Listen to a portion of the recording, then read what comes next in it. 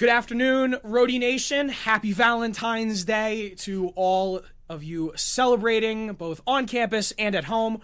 Mark's Remarks is back on WRAU 90.3 FM Kingston. I'm Mark Radigan. As always, this week, bringing in a guest, close friend of mine, friend of the show, a team that's a very close friend of the show.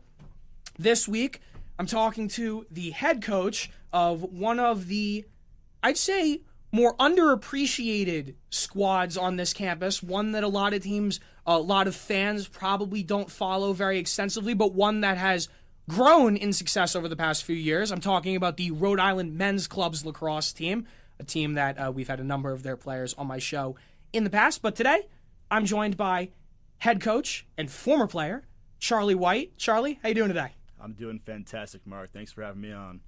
Well, thank you. I really appreciate you coming on. I was looking forward to try and get some new perspectives from the lacrosse team. I haven't had a coach on yet, and just considering your experiences and being in your sort of, let's say, infancy of your coaching career as a part of this program, you've got a lot of interesting sort of stories to tell and an interesting perspective in terms of how this team has and this program has grown over the past few years since you've been involved. So we got a lot to discuss today, a lot of prep and a lot of research that I was doing to try and figure out a good timeline to spell out for fans listening. But I want to take it back all the way to before your true success at URI on the field. I want to just kind of go back to a little bit of when you actually got into lacrosse and what led to your ultimate decision of trying to pursue lacrosse here at URI. Because playing a club sport, obviously, it can be quite different from going through the recruitment process of Division I athletics. Excuse me. So I mean, I'm just curious, just what kind of led to you joining the club team, and just how'd you get into it? Yeah, so during high school, I'm sure a lot of guys on the team and guys listening could attest to this, but the recruiting process was kind of flawed. I think when I was in high school, you had kids committing to like top 3, top 4 schools as 8th graders and stuff like that, and there was no like actual rules around it. So you really had to go pedal to the metal if you wanted to get recruited, and I was part of that freshman year, sophomore year, going to showcases all over the country, going to prospect days. My parents, God love them, paying an absurd amount of money, I'm sure, to get me to go to those things. But yeah, I think a lot of people have this exact same problem, got burnt out. Just too much lacrosse all the time. I think by my junior year of high school, I think I decided, like, I'm going to stop actually pursuing this. I think I decided in my head before that, but I think my junior year is when I actually made it like a point to say it to my parents and say it to people who my friends were and like around me and stuff, which was tough because a lot of my family played Division I lacrosse. I had a cousin play at Bryant, actually played in the MLL, cousin play at PC, cousin play at Bryant again and played at Tufts as well. So it was kind of tough for me saying that out loud, but I think it was the best decision I've ever made because ultimately I came to URI. I knew some guys that I played with in high school at LaSalle that were on the team, and they're like, oh, you should come out and play. It's only like 3 days of practice a week, blah, blah. And I kind of didn't really know what to expect. So I was hesitant at first, but when I came to URI, I was like, I'll give it a shot. Let's see what it is, right? And then from there, I kind of just fell back in love with it, right? Because I think high school, I loved the game, definitely, but I was definitely burnt out from trying to, go play in college and NCAA somewhere because of all of the, things that go along with that. But yeah, I'm excited that I did it, obviously, and it's led me to open a lot of new doors that I didn't think were possible going into college. So yeah.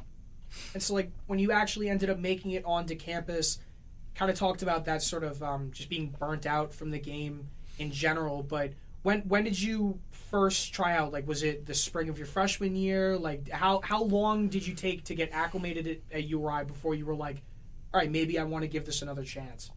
Yeah, so one of my really good friends, actually, shout out Brett Dolan. I didn't want to. I kind of wanted to wait a semester because like you said, I was burnt out. I wanted to kind of acclimate to college, take all the things that URI has to offer in. And he kind of just hounded on me, made sure that I was at tryouts. I tried out. He's like, trust me, like, you'll have fun, you'll enjoy it, blah, blah.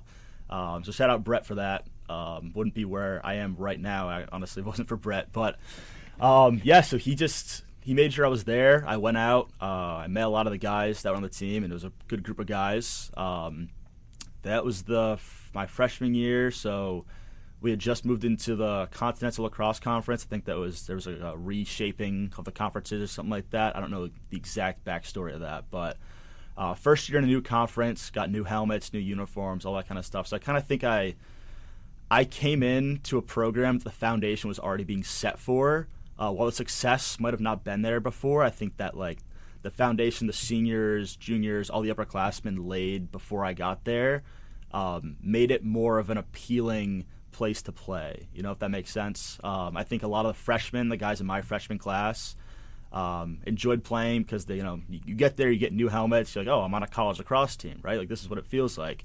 And a lot of people didn't really know what club was, right? Like I think people still don't know what club is. I think the connotation around the word specifically gets people thinking it's just like an intramural league, which it's not at all. It's very competitive. But I'm sure we'll get into that later as well. But yeah, basically he made sure that I was at the practices, tryouts, stuff like that, and I ended up obviously staying on the team. And so. Was it at that point, had they already made the decision to drop down from Division I club to Division II, or were they in Division I at the time when you tried out? I think that summer or after the spring of my senior year, which was 2017 spring, 2018 spring, they played in Division I, and I think that it was like years and years of just not very much success. So they're like, we need to try Division II out for whatever reasons it was. I think my freshman year is when we first started playing in CLC Division II, yeah. And so then how competitive was it at that point? Because obviously, like, you had been playing for 3 years prior to my involvement with the team, and so then since I've sort of joined working with you guys doing a lot of media stuff, I've seen a very competitive and very just efficient and serious program in my 2.5 to 3 years that I've been working with the team. But, I mean, I've heard just about how a lot of the serious groundwork for this team was made during your initial years there, and just what was the level of competition like back then? Was you or I at that point, like having dropped down to Division II, being a team that was, some might say, not very competitive in Division I, dropping down a division, was it instantly like, all right, we're in a good spot with a lot of these other teams, or just what was that initial sort of first 2 seasons, let's say, like? The first season, so my freshman year, it was ultra competitive, right? Everyone on the team wanted to be there. Everyone on the team wanted to, win, and they were willing to do like what it took to get there. Obviously, I think we lost to Bridgewater State and Central Connecticut my freshman year in the regular season. I think we went into the tournament as a 3 seed, something like that. We had a close game with Stonehill as well, and I think that we went in and like we kind of hit our stride somewhere in the middle of the season, because I think a lot of us were new. We were trying to figure out how to play with each other, and we weren't meshing the right way. And then I think that it clicked just one day. I forget what game it was exactly. It might have been against New Haven. I forget exactly what it was. But we just clicked offensively, defensively, special teams, all of that kind of stuff. And from then on, we didn't look back. We lost by 2, I think, to CCSU in the regular season. We won by 6 in the championship. So that year was honestly one of the most enjoyable years, because you go in with like no real expectations, right? You kind of walk in like, I don't know what's going to happen. Like, I'm just here to have fun, right? And then you become part of a team that, has established a culture that they want to win, right? And they want to work hard. And I think that was what made me fall back in love with the game that freshman year. And I give a lot of credit to those seniors, upperclassmen, the guys who were leading the team, because like you said, it was a team that was pretty unsuccessful, so it'd be easy to get a lot of guys like not really care or anything like that. But when I walked in, the care level was off the charts, right? People already cared a lot. They set the foundation for us to be successful for years to come. And so then as those years sort of progressed, I want to jump to just your senior year, because that was, I would say, probably your most successful year as a member of the program, from team accolades to personal accolades and so on. That was my first year when you had encouraged me to come on board, do a lot of the social media stuff. But that season was interesting to me because you kind of talked about that not really having much of an expectation. It seemed that the expectations were starting to grow in terms of conference play, but when you're talking the national stage, it was, okay, anything beyond like winning the CLC or being competitive in the CLC was gravy. And that was something I sort of caught on to rather quickly when I joined up with the team, because like I was like, all right, trying to gauge, sort of like you said, where like people don't really understand how competitive club lacrosse is. I wasn't never really around a lacrosse team in general, and then seeing the sort of the club atmosphere, I sort of just assumed like, all right, like these guys care. These guys are it's a group of guys that probably have the skill set to play like Division 3, Division 2, some Division 1, but are coming here and playing, just trying to go out and do it. But like no, there's a whole different sort of energy that's around teams like this. And so, I mean, when you hit your senior year, you've been around the block now, you're now in a leadership position, a strong one of that, being one of the captains. For that year, considering how won the CLC, then made it deep in the national championships, just kind of talk me through a little bit of the feelings of that year. Because, I mean, I know you CLC Offensive Player of the Year, a third team All-American, and helped really put Rhode Island put the country on notice on the national stage, sort of showing up for Rhode Island. But I mean, so just tell me a little bit about what that season was like for you. Yeah, so that season, I think that could have gone one of two ways. And I think the foundation for that season being so successful started in actually the season before. So the class of 2021, the seniors then, COVID obviously hit 2020. So my sophomore year season got cut in half because obviously no games after a certain date, right? March 8th or whatever it was. So the seniors that year, the class of 2020, they graduated. They couldn't, have a chance to go win a national championship, right? The year after that, class of 2021, those guys, there was a weird national tournament that year, I believe. I think you only had to have like one or two conference games to qualify, and I think if you met like 3 or 4 qualifications other than that, like you qualified for a bid to nationals. And I think at that point we were a top like 12, 15 team in the country based off our record from the year prior.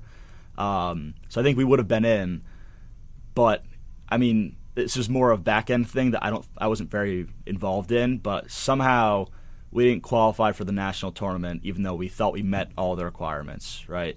So those guys got robbed of a chance to go to the national tournament. I keep saying national tournament, right? But that was the goal at the point, because my freshman year we won the CLC. We couldn't afford to go to nationals because we didn't budget for it properly.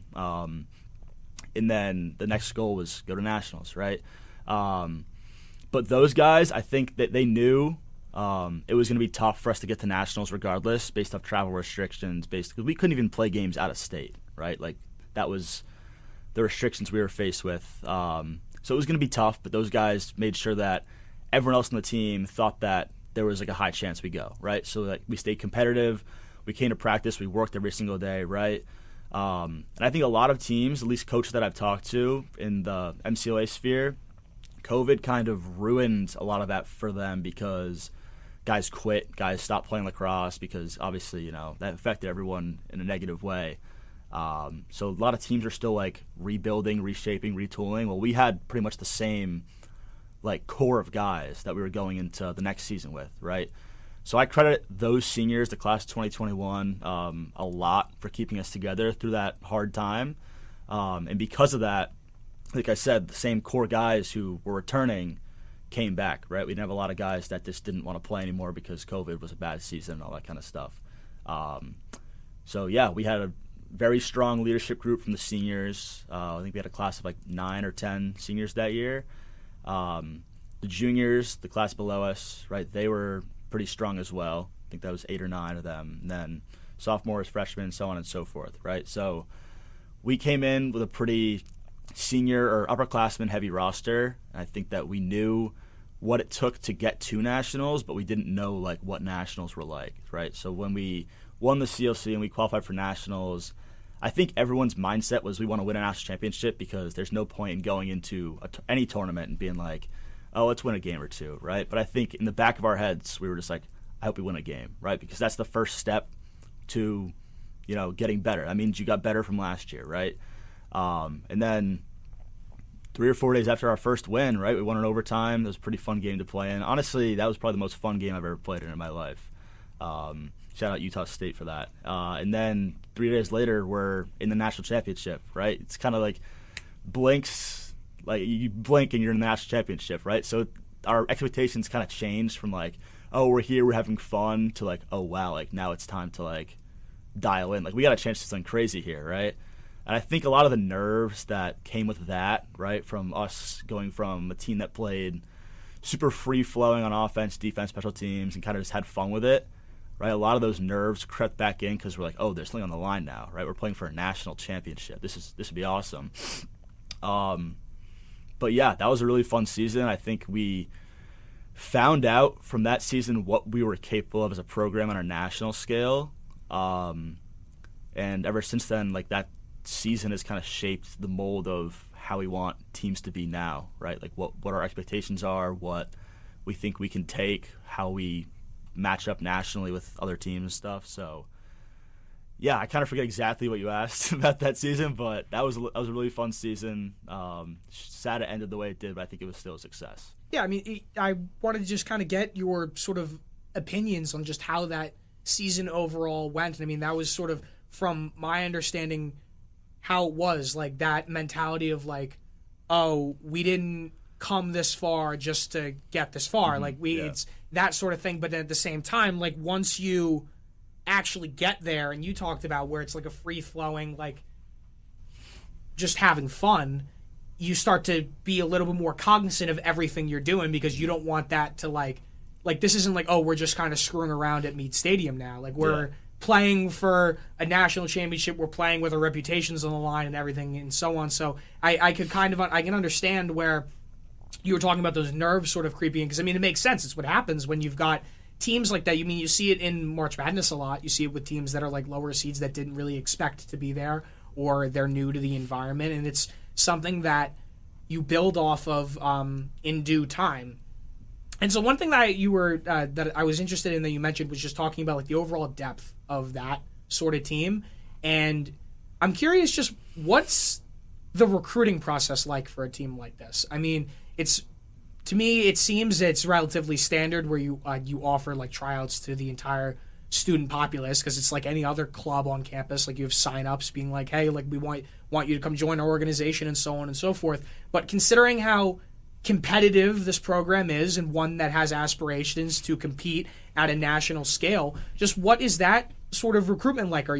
Is there ever the time where guys are enrolling at URI and you're saying like, hey, this is something we'd love for you to do? Like, do you ever keep up relations with coaches and staff at like LaSalle Academy, where you went in Rhody, or anything like that? Like any other alumni connections that help enhance that recruitment pool, so to speak? Yeah, so I think this summer I made it a point to establish some sort of a recruiting process for the team, because I think there's a lot of people out there that we don't know about that want to play for URI Lacrosse. So we wanted to put something out there to kind of give people the ability to show that they want to, right? To be able to talk with myself, with Chris, with Jamie, whoever it may be, about playing for the team. So we did that this summer. We put out a recruitment form. It was a Google form, posted it to all of our socials, promoted it every 2 or 3 days or whatever it was. And then we got around 70 people fill out the form, which is pretty crazy, because I was expecting like 15, 20 people to do it, right? But that kind of opened my eyes to like, wow, like this is like, we've done a lot more in the past couple years for this program than even I thought we did, right? And I had pretty high expectations for what we did for the program, right?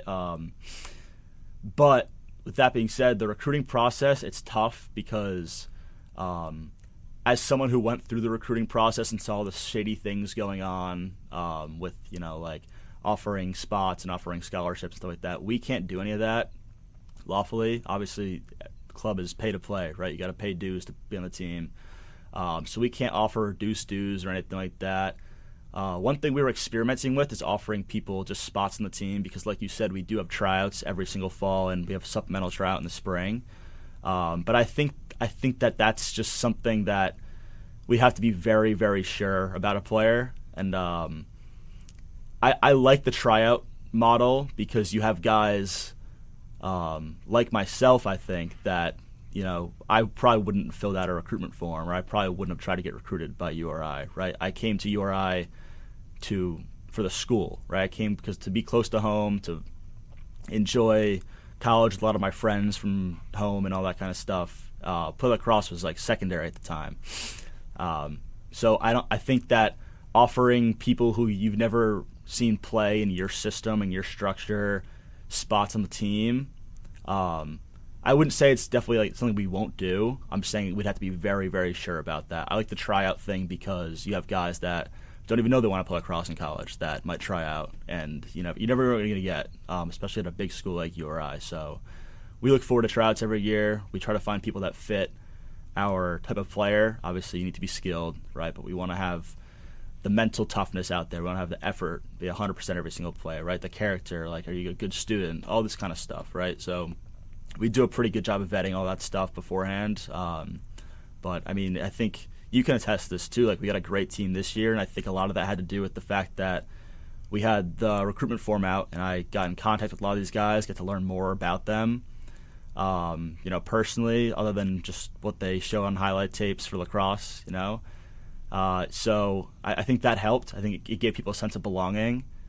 I think we're better for it. So it's that tryout model, like, thinking about it, like, I feel like that it almost does more in terms of showing off someone's actual character than it does their skill set sometimes, or at least from the way that I look at it. Because when you talk about where you've got guys that fill out the recruiting form, guys that will transfer into URI from other schools where they've played lacrosse. Like, I know there were a few guys that joined the team last year that had played club lacrosse or like Division III lacrosse at other schools and transferred here to come play.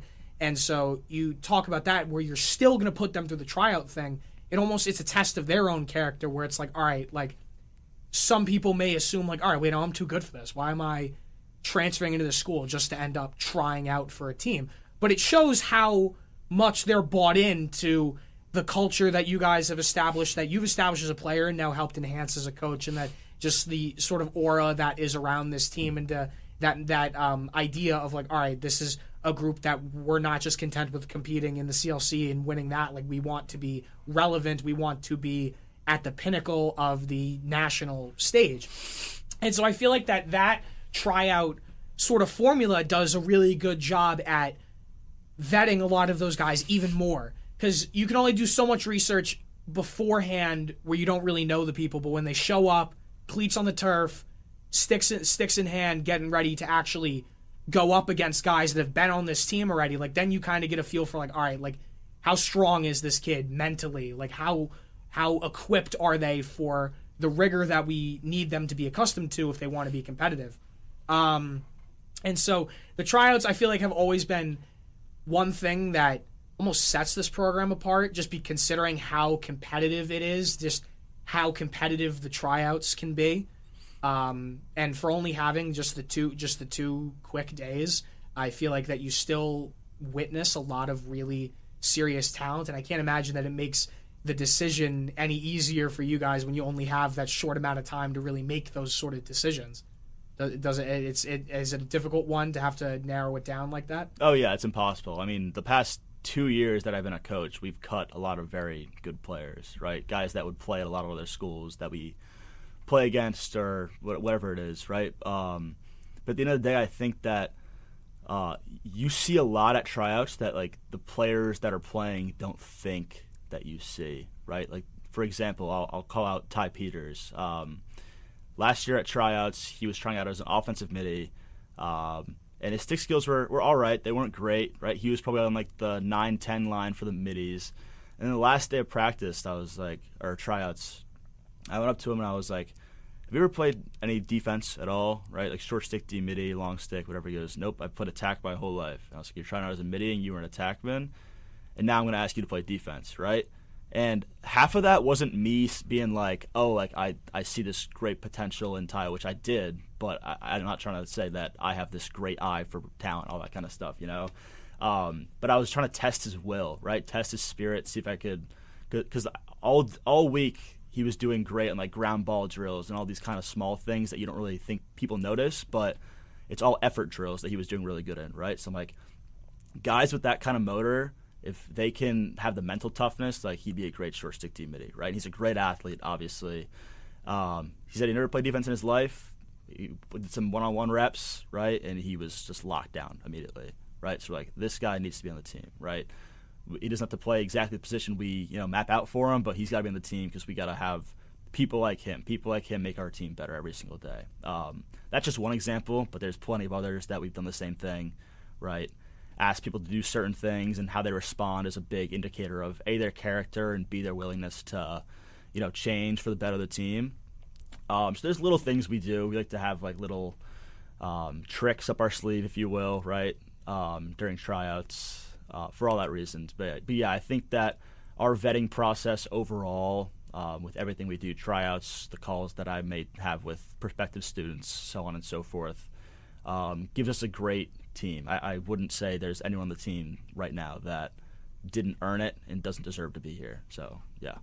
And so those sort of leadership qualities are kind of what lead me into this next thing I wanted to talk about, was just your transition from playing and then moving into the coaching role. Yep. Because, I mean, it's apparent the leadership qualities that you had as a player, but then to then move in to the coaching staff, to me, it seemed like a pretty seamless transition for you, because after you graduated, you moved in. Coach Larry Madeira, he had put you in as the offensive coordinator for the team, and I mean, you looked right at home. Like when we came back in the fall, moved right back in. Obviously, you knew a majority of the team, because a lot of the guys, like we had talked about, just there was a great deal of depth there. A lot of the younger guys came back in. There was that junior class that you spoke about as well.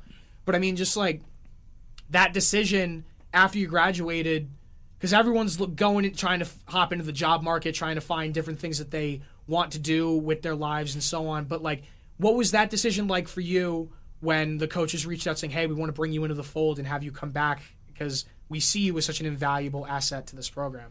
Yeah, well, first thing, I'm glad I looked comfortable and it was a seamless transition, because it definitely wasn't, right? It was definitely hard. But so going back to the national championship, my senior year, when we lost, we had our one-on-ones we have every year with myself, Larry, and Chris, who was the defensive coordinator at the time. He's like, hey, like if like Larry said this. He's like, if you're around the area next year, like I would love to have you back as an offensive coordinator. And I kind of really didn't think about it at the time. I was like, like whatever, I'm gonna do my own thing, I'm playing with lacrosse. After like a month or two went by, I was like, actually, that might be pretty good, right? Because you still have that sting of losing, and like that competitive drive, if it's in you, it never leaves, right? And my last game as a player ever, right, ends in a loss. Like that doesn't sit right with me still. So I wasn't ready to leave the game. I think that coaching was a great way to help me get back into it in a certain way. But yeah, I like you said, it looked seamless for me, but it definitely wasn't, right? It's really hard to play with a bunch of guys, right, and be like a leader for them, obviously, but like, you respect them as like a peer, right? And obviously you do the same as a coach, but you have to have like a different presentation about it, and that was a tough transition, because like I said, a lot of those guys are still my friends, guys I played with. But it got easier, and I credit a lot to those guys too, because it definitely wasn't easy for them either, having to listen to me and all that stuff, but they made it a lot easier for me. And I think, honestly, the way I coach now is molded by how they allowed me to be, if that makes sense. Like, I don't have to be hard on them. Like, I can, give them nice, like, heart-to-heart, be like, hey, man, like, we need this out of you, we need this out of you, right? And I think that kind of – it's easy going into coaching. I know I'm kind of all over the place right now. It's easy going into the coaching, like, saying, like, I want to be tough. I want to make sure everyone's, like, getting like disciplined and I'm being hard on everyone, right? But in the end of the day, like that's not gonna bear you as much as you think it will, right? And I think that because they allowed me to be a coach, like it helped me form like my coaching style now, if that makes any sense at all. Yeah, and that kind of leads me into one of the next things I wanted to talk about was just like, after you got over that sort of initial awkwardness of like, all right, I just went from being these guys' captain to now their coach, well, for the offense at least. Once you got over that initial awkwardness of like that sort of different position, did you feel that because you were so recently a part of the team, playing alongside them, that it made almost coaching them a little bit easier because you had like that great understanding of how they operate as players because you were able to play with them for an extended period of time? I think yes and no. Yes, obviously, because I knew like tendencies and like what people like to do, and where, you know, one person might be more comfortable dodging from, or where one person might be more comfortable finishing from, so on and so forth. So that definitely helped, having like the character, I guess, of the team at the time, knowing that inside and out was very good.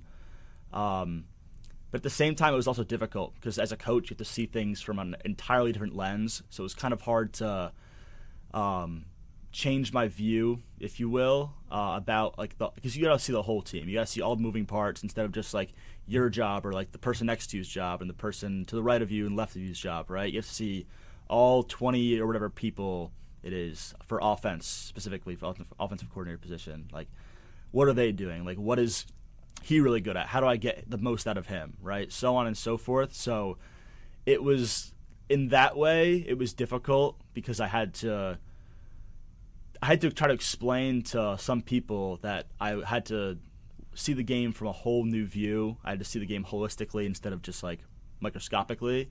But I also still saw it from that original angle, if that makes sense, right? But bottom line is coaching is a whole different thing than playing. Obviously, that's pretty easy to figure out, but like I didn't realize it until I started actually doing it, and it's a completely different world that you have to worry about a million different more things. But yeah, I think I'm more used to it now because of, like I said, how they allowed me to be last year. And so then, as the season progressed, I believe you guys' record was 15-2 last year, according to the MCLA website. Yeah. But I mean, 15-2 in your coaching debut season. Obviously, the national tournament didn't really go the way you'd hoped, losing to Dayton, who eventually made the final. But just as the season went on, you became more comfortable. Just what were some of the things that helped you sort of ease into the position? Like, what were things that you noticed yourself doing, or things you noticed, like your players, certain things that the players responded to that made the job a little bit easier? And obviously, I assume the wins probably helped make you feel a little bit better. But just what were some of the little nuances that might have made the job easier for you as time went on? So, two things specifically. I think the first thing I have to say is a shout out to Larry, because Larry always saw a lot of potential in me and always wanted me to be able to reach my full potential. For those of you guys who don't know, he was my first coach in elementary school, I think 3rd or 4th grade for our town league. And I kind of just stuck with him for a while, right? And then high school, obviously, and then came back to college, and he's the head coach, right? But Larry's always looked out for me. He's always had my best interest in mind. He allowed me to kind of take more of an executive role of the offense, right? He wasn't worried about putting his hand too far into the offensive like reach, and he was like, "This is all you. Like, I want you to like handle this," right? So, giving me that ownership as a 23-year-old who just graduated college really helped me kind of understand like the brevity of what it takes to be a coach, and he allowed me to obviously thrive but also fail. And I think failure is, in that situation, right, helps you a lot more than succeeding. Because one of the quotes that I like to live by, for coaching at least, is outcomes are distractions. Nick Saban, I think, coined that one. But you could have a score you could score 25 goals and win by 18 goals, whatever it is, right? But how you get those goals makes such a big difference, because you might have a really good game that day, like the other team might have a bad game, right? But if you play that same team 10 times, right, they're going to have a good game at some point, you're going to have a bad game. Can your bad game still beat their good game, right? And I think that's one of the things that was missing last year. But again, Larry giving me like the reins of the offense kind of allowed me to figure this stuff out for myself, right? Which I'm grateful for. And then the second thing is Jamie, who's now the offensive coordinator.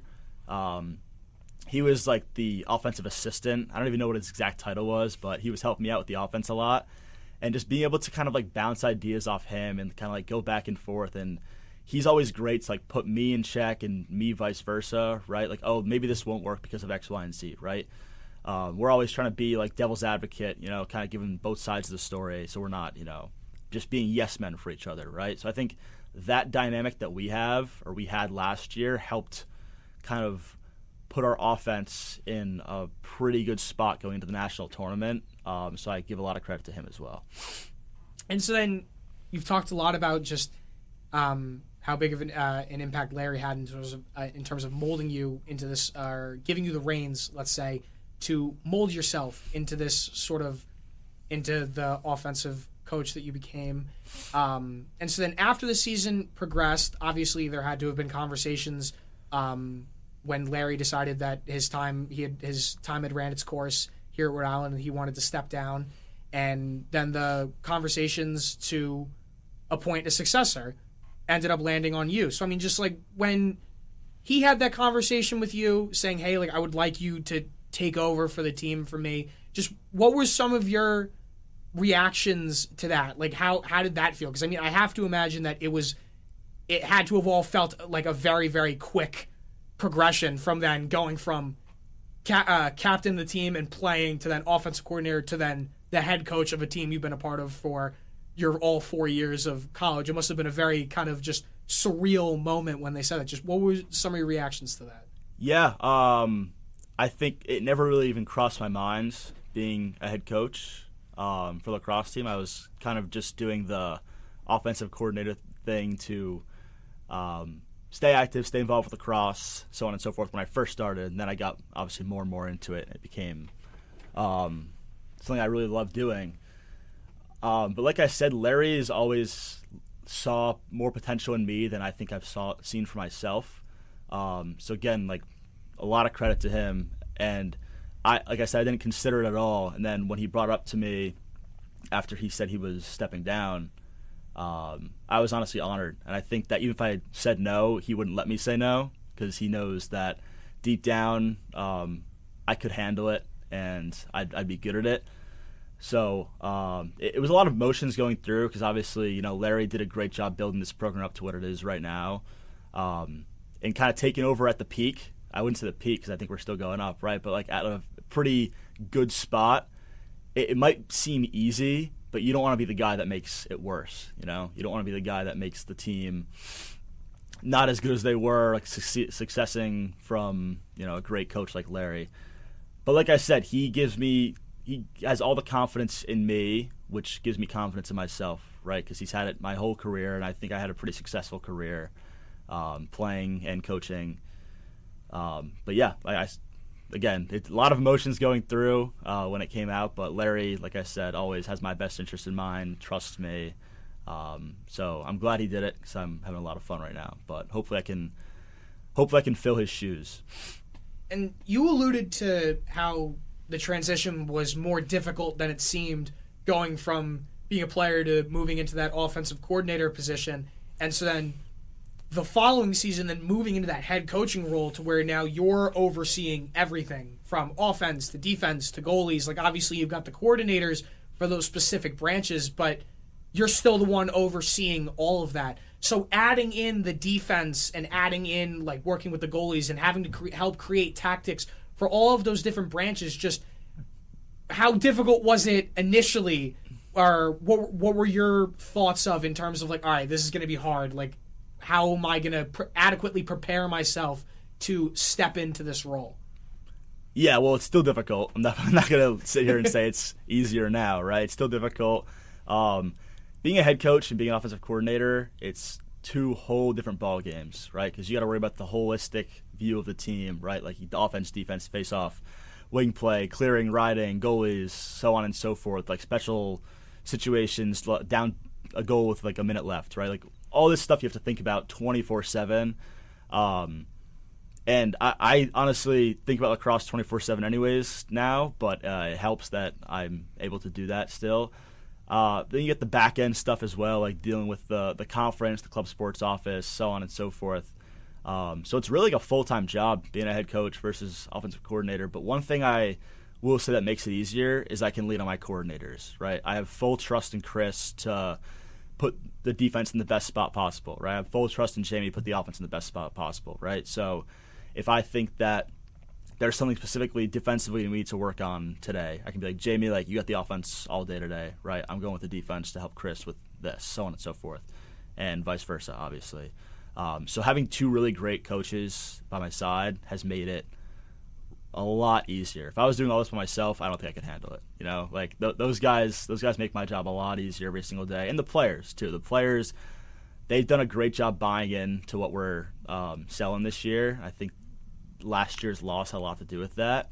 But again, the players this year are allowing me to be a head coach and not, worrying about, I played with you 2 years ago, blah blah, all that kind of stuff. Like they view me as coach now, right? Not just Charlie. So that's definitely good. And they allow me, they allow Chris, they allow Jamie to be the best coaches we can be day in and day out. So shout out to my assistants, shout out to the players.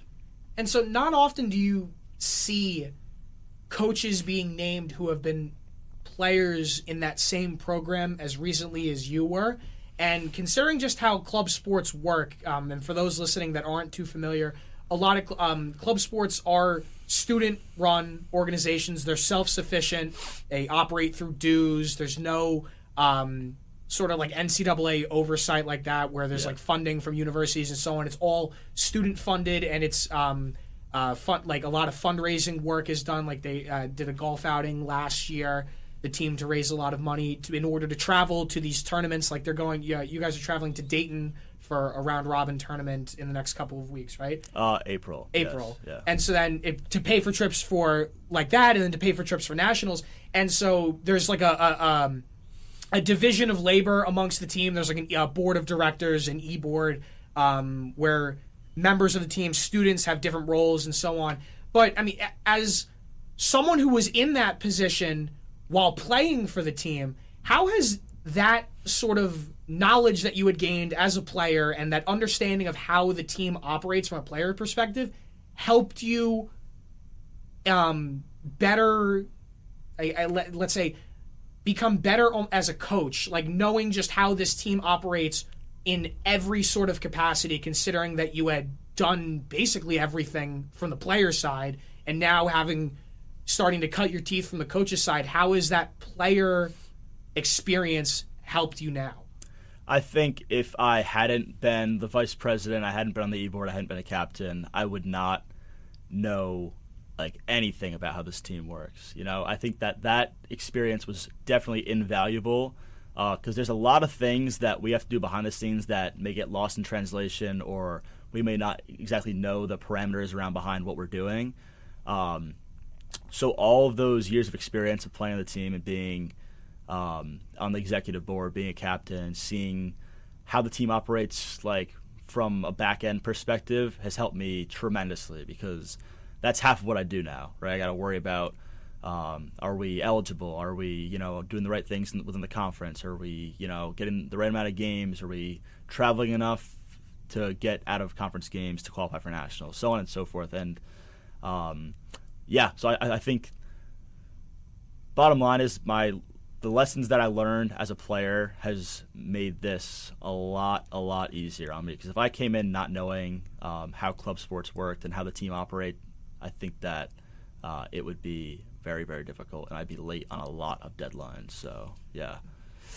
And as we're starting to sort of wrap this up, I want to touch upon, just from your own perspective and your own opinion, how has this program grown since, because you've now been involved in the program for, we're 6 going on 7 years now, and that's a long time. And from the conversations that I've had with coaches, with players past and present, and from those that have been at the university for a long time that have paid attention to the program, this program has changed tremendously, even in the past 3 years, let alone the past 6. So, just from your perspective, just what are some of the biggest changes or the biggest ways that this program has evolved since when you first stepped on campus and joined the program to now being that coach? I think exposure is the word that comes to mind. I think that at least when I was a freshman, the team definitely had the talent. The team was good enough to be on the level of the national contenders, right? I think that exposure has changed a lot. We've figured out we are good enough to win our conference, obviously, to win a lot of games at nationals, to win games out of conference against powerhouses of the MCLA. I think that's always been there. We just didn't realize it. And the more exposure we get, the more we start to believe in ourselves, right? So that's the biggest thing, is the belief and like the knowing that we are a team that is to be reckoned with, no matter who we play. That's probably the biggest thing. I think that the social media presence that you help with, that helps us a lot too, because you get more people getting eyes in the program, you get more people involved as players, alumni, parents, whatever it may be, fans. So that helps a lot too. People see us all the way from California now, whereas in the past they might have not. But yeah, like I said, exposure, just knowing that we can compete with the top dogs, right, helps us form practice plans, helps people understand, like, all right, like we're playing for something now. We got to buy in. We got to do this. We got to do that, so on and so forth. So that's been the biggest thing. I think the commitment, the players' like mindset has changed too. At least personally speaking, practice, I wouldn't say it was optional, but if people missed practice back in the day, like it was whatever, slap on the wrist, nothing, no big deal. But now it's like it's a big deal. You miss a lot. You miss a lot of things at practice. But yeah, I think just the buy-in, everything, commitment, buy-in, exposure, all those three things, it's kind of changed. I think the team's in a really good spot right now based off where it was, but we always had the potential to be here, is what I'm trying to say. And so then, looking forward, this is going to be the first big season for you as the head coach. There was going to be the game versus Maine away this Sunday, but that game is getting rescheduled now. Postponed, yeah. Is there a date for that yet, or? Tentatively March 2nd, we're playing them at home, Saturday, March 2nd. Nice. But in any sense, I'm just curious, now that you had gone through the fall season, kind of got your feet wet a little bit, playing in a couple scrimmages, a couple games against regional opponents, to sort of get an idea about how this role works and how the players are responding to your authority in a sense. And then you also have an idea about what the strength of the roster. I'm just curious. I mean, I want to hear some of your expectations for this season, but then how you feel that now that you're at the helm and the way, and just your vision for this program in the next couple of years down the line. Yeah, one of the things that I've done more recently, like at a personal level, is just not worry about the uncontrollables, right? Just control what I can control. And I think that needs to translate to the team. I think it does translate to the team. We can't control what our ranking is, right? We can't control if the refs are going to call it tight or they're going to call it loose every single day, right? We can't control what happened in the past, right? Let up a goal, you can't control. You can't change the score yourself. So I think the biggest thing that we need to focus on is just winning the next day, right? Whether that be a game, whether it be practice, whether you have a big test, right? You got to be eligible, got to pass those tests, right? All that stuff, we just got to worry about getting 1% better every single day. So it's kind of hard when you ask questions like the future, blah, blah. I think I just want to keep that culture going and build more of a culture where we're not only a team that builds like winning, teams and we're winning national championship like that. I want to build a program that people are proud of, that people become better men for being a part of, like better husbands, better coworkers, better teammates, better fathers, so on and so forth. At the end of the day, that's, I think, how I would define success for this program, right? I think winning and losing, like I said, outcomes can be distractions sometimes.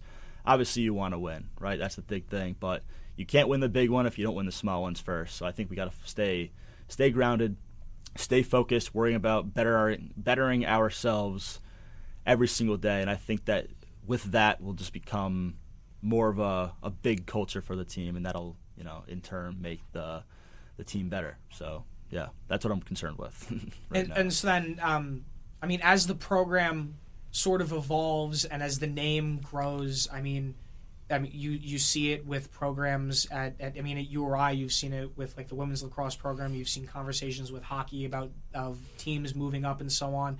I know that it's Division II club right now. Is the door ever possibly open for maybe making the jump to Division I club at some point in the future, or eventually making the jump up to varsity, or is that something that you're not overly concerned with right now? Yeah, I wouldn't say I'm terribly concerned with that. Like I said, we're worried about this season and what's going to happen. Like I'm more worried about practice tonight than I am if we're going to go Division I in the next couple of years, right? But I think that the door is definitely always open for that. I do think that you have to have some success at your own level first before you make the jump to allegedly higher level. I think that that's on us. We got to start being successful for that to take shape. I think that the more exposure we get, the more national recognition we get, it's going to start putting pressure on maybe the athletic department to maybe consider it, right? But again, it's out of our control. We can't control anything that happens there. I think if we just, like I said, focus on getting better every day, winning the day, and then becoming better people for it, right, that everything else will take its course, right? Everything else will work itself out the way we want it to. So, yeah, again, I know it's a very coach speak answer, right? But we're not worried about the future right now. I think that stuff will happen if it happens, Yeah, that's justified though. I feel like that's probably the best way to sort of look at it. I mean, because you don't those sorts of conversations, while they are very interesting and it's cool to sort of discuss a program like this that is garnering so much attention, possibly getting the ability to move up higher into the ranks and show their stuff. But, I mean, it can be a distraction at some levels. And so, I mean, then just one final thing that I'm curious about is that you mentioned the pressure. The pressure that comes with the added exposure. And now, like last year, Rhode Island was ranked in the top 3 for almost the entire year. We were one for a while, yeah. Number one team in the country for a long time in Division II club lacrosse. And so that obviously comes with added pressure and so on. And do you feel that now, particularly for this group of guys, a number of them who have been here for a very long time, have been here for 4 years, that have been competing in this competitive atmosphere for 4 years, do you feel that that added pressure could be that final piece that really pushes you guys beyond some of your expectations this year and could push you over that final hurdle to win a national championship? I think I go by this motto: pressure's a privilege. I think it's great to have pressure. It means you got people rooting for you. You got a reason to have pressure, right? I think that pressure specifically won't be the differentiator. It's how we react to it, right? Are we going to crumble under pressure, or are we going to rise to the occasion? I think that last year, I'd say, at least myself, crumbled a little bit under pressure, right? As soon as we started feeling the heat, we started to deteriorate, How you respond to pressure is going to determine whether you're successful or not in anything you do, not just like lacrosse game. It could be literally anything, right? I think that we have the mental fortitude right now with the guys in charge, right? We just got to make sure we keep that throughout the entire season, right? If we lose that step for even a second in any game, in any game we play, no matter if it's a national tournament or if it's a regular season game, right, we are susceptible to lose no matter who we're playing, right? But we need to keep our edge the entire season if we want to be successful, and we need to just worry about the next play, right? You can't change what happened in the past. Team scores 5 goals on you, can't do anything about it, right? It's what's done is done. You just got to worry about the next play. So keep that mindset throughout practice, throughout games, throughout your daily walk, whatever it is, right? Will be successful in the end. And I think that if you keep that short-sighted mindset as well, pressure is kind of non-existent. So hopefully that's how it works out. All right. Well, Charlie, I really appreciate you joining the show today. I got to imagine that you've probably made a number of new fans for people listening on the airwaves today. But I'm very excited to get back onto the sidelines working with you guys again. I've been very much looking forward to this. The fall season got me very stoked, seeing a lot of the new guys coming in and just seeing how the level of competitiveness has remained the same, or I feel like it honestly just continues to grow season upon season. So I'm very much looking forward to the start of the season. But I mean, just again, thanks for coming on today, sharing a little bit of your story. I mean, it's one that I've always loved. I've loved witnessing unfold in front of my eyes. So I mean, just thanks for coming on. I appreciate it. Yeah, one thing I'll say too: home games, right? Let's get a lot of people out there, right? People that are interested in lacrosse, fans, students, whatever it may be, right? Let's pack those stands. We've got a pretty good team. I'd love to show everyone for that. But Mark, with that being said, appreciate everything you do for us, right? I think it goes very underappreciated, right? That you run our social media pages, all the crazy tweets that you see with the big bold letters and whatever it may be during the game, right? That's Mark behind the sticks doing that. Making sure we get content out, right, all the time so that we're staying in the impressions loop that we want to be in, you know. But, yeah, what you do for the team it goes very unspoken. We just want to shout you out. So thank you. I appreciate that a lot. I really do. It means a lot, and I love being able to work with you guys. So, again, thanks. I really appreciate it. Well, everybody at home, thank you all for listening to this week's show. Still going to be coordinating guests for next week, so I'll keep you all posted on the socials, Marks Remarks Pod on Twitter and Instagram. So just stay tuned for any updates, and I will see you all next week.